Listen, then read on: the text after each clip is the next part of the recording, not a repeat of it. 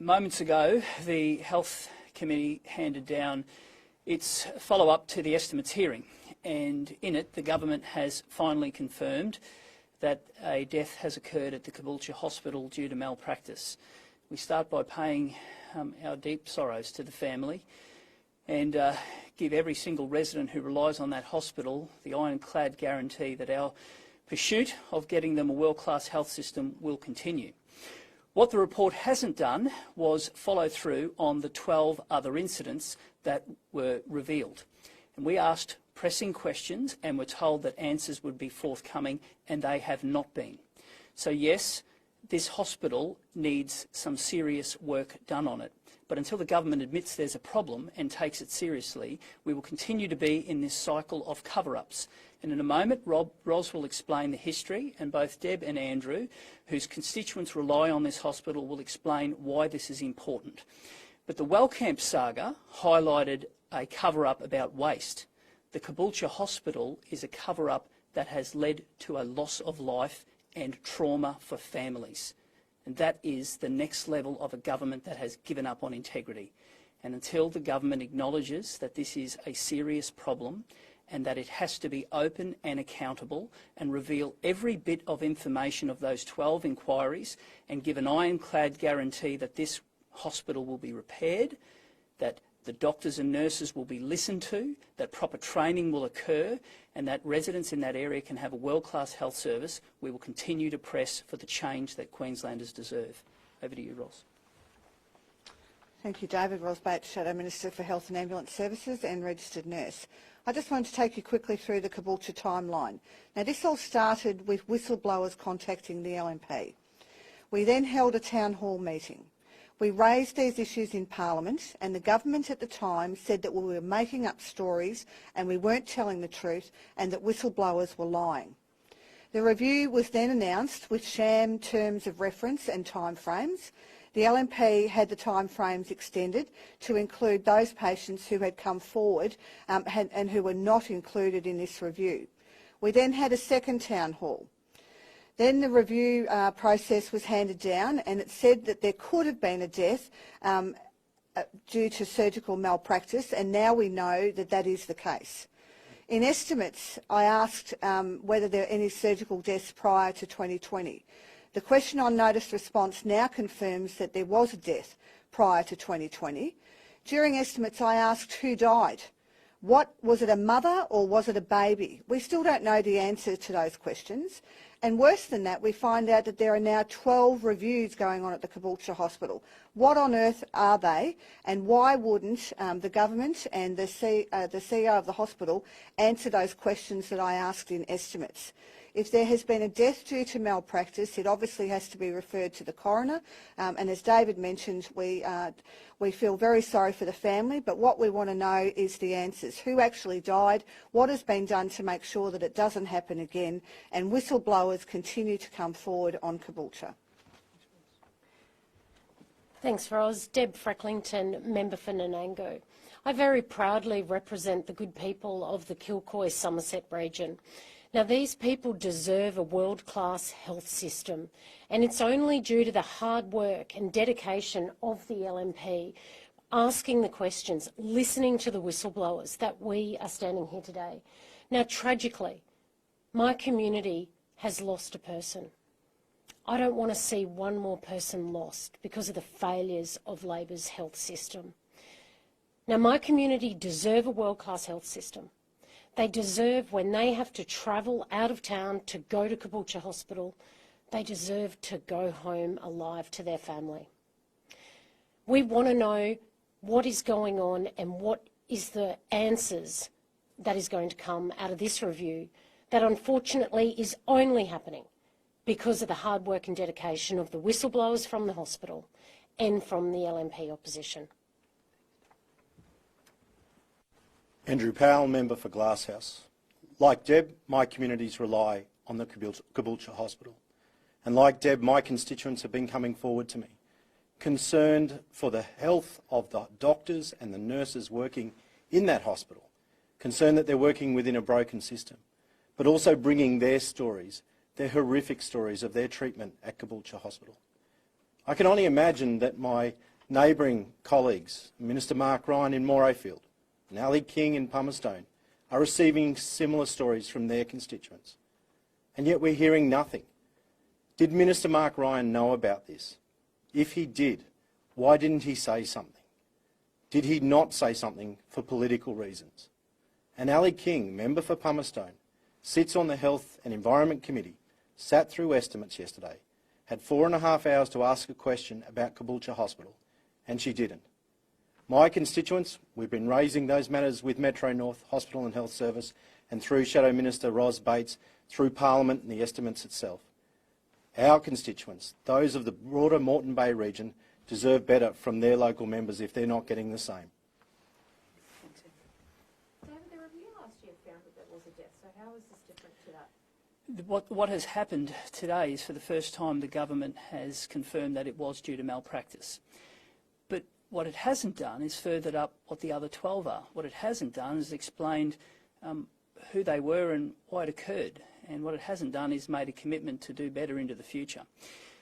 To see the way that the Minister and indeed the senior official in the Health Department addressed this during estimates hearing was deeply disappointing.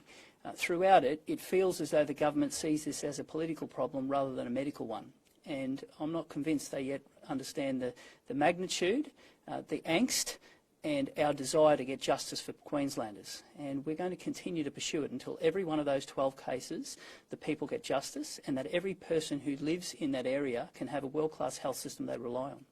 You brought up the mother and the baby. Do you believe this death is linked to that, or is that separate? The truth is, Rachel, we don't know, and neither do the local residents, and I think they deserve to.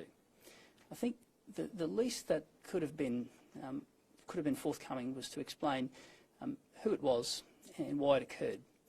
And if it is a mum or a baby, well then comfort needs to be given for every woman who relies on that health system that things have been put into place to make sure it won't occur again. But the way that the government addressed this matter suggests to me that they yet don't grasp the magnitude of it. And we'll continue to pursue until we know every single example of those 12 cases, what has happened and what's been put in place. Because if you recall, one of the steps during this has come from whistleblowers on the inside, a group of doctors who have reached out. They were the ones who flagged with us that something did occur in the obstetrics and gynaecology. Now, we don't know if it's the incident that led to the death. We don't know if it's one of the 12. We don't know if there are further deaths in the 12. Surely a government that values transparency and accountability would step up today and at the very least do what they agreed to do and explain what went wrong and how it's going to be fixed into the future. But David, you're saying this death, it may have previously been reported, but it was never reported the cause of the death or the fact that the patient should have lived. And it's now been confirmed that it's malpractice. But that doesn't give comfort to the community who want to know what section it occurred in and what steps have been put in place to make sure it doesn't occur again. And to know that there's an additional 12 and we don't know one skerrick of information about that. And we dutifully waited for the committee to meet today to hand down the report, and all it's done is confirm that this death has come from malpractice, and that's soul-destroying. What about the other 12? What about those other families? What about all the people who rely on that health system? For goodness sake, this government has a problem with frontline service delivery, and it has a problem with accountability and transparency. And it's led to a death. And something has got to change. So the death was prior to June 2020. Is there any time frame that's been given? No, we haven't. And again, if you remember the original review that was launched, and Ros described it as a sham, well, it was. And we had whistleblowers who came forward to us who didn't even get an opportunity to have their say, which is why we pursued it and it was reopened, and why we'll continue to do so.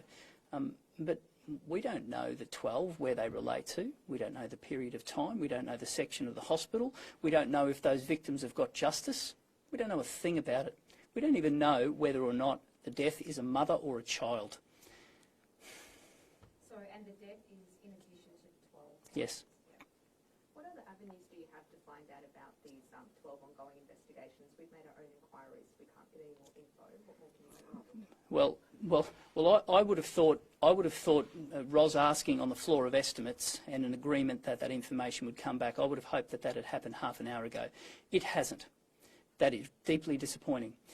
But a news flash for the Minister and the Premier, Parliament resumes in less than a fortnight. And I hope they've got answers for every single resident of Queensland and every person who relies on this hospital. I would hope that it was forthcoming before then. But if not, our pursuit will continue. And if we need to do another town hall, we'll do one. If we need to do another two, we'll do them. If I have to keep going and standing beside brave whistleblowers, we will do it. But one way or another, every Queenslander deserves a world-class health system no matter where they live. And they deserve a better government than this one. Do you have a sense that when we're looking at a death and the 12 reviews, that it's, say, one dodgy doctor or a group of professionals? Brendan, we don't. But rest assured that there's some fine people who work at the Caboolture Hospital, and many of them are coming forward to us. But make no mistake, there's an issue at that hospital. There's an issue with the culture. There's an issue with the resources. There's an issue with level of training in some aspects. That's not the fault of the doctors or the nurses or the paramedics. The buck stops with the Minister and the senior staff at the HHS.